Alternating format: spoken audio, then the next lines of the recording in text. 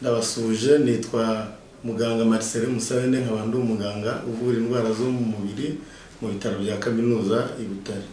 Uyu munsi twifuje ko tuganira ku ndwara y'umuvuduko mwinshi w'amaraso, indwara yugarije isi, aho bigaragara ko abantu barenga miliyari bashobora kuba bayigendana.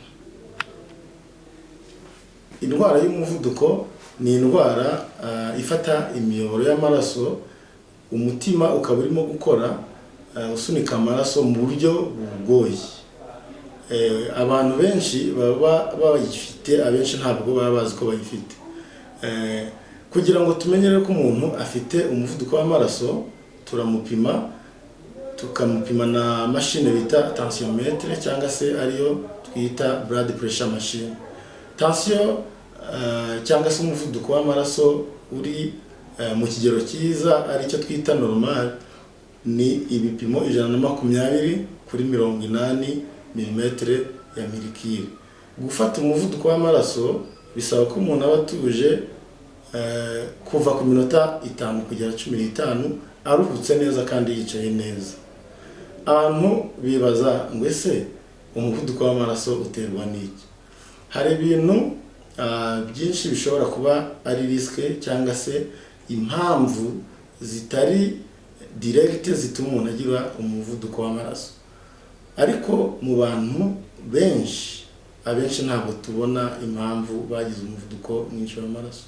Muri bake bigaragara wenda yuko bashobora kuba bafite impamvu zishobora kubatera umuvuduko w'amaraso. Muri zimwe twavuga ni nko ko umuntu abyibushye cyane, ari byo bita obesity cyangwa se obese, kunywa inzoga zirenze igipimo, kudakora siporo, nko guhora umuntu yicaye agakora akazi ntagende n'amaguru. Ibindi ni nko kunywa itabi, kutarya indyo yuzuye cyangwa se indyo idakwiye, hatarimo imboga, hatarimo n'imbuto. Ibindi ni ibijyanye wenda na genetique cyangwa se ko umuntu yaravukanye ibyago byo kuba yakwandura iyo ndwara bitewe n'uko mu muryango we harimo umuvuduko w'amaraso. Abantu bibaza ese umuvuduko w'amaraso watera iki? Hari ingaruka ndetse zikomeye zavamo n'urupfu ku muntu ufite umuvuduko w'amaraso. Muri zo twavuga umuvuduko ushobora gutera indwara z'umutima ndetse n'umutima ushobora guhagarara.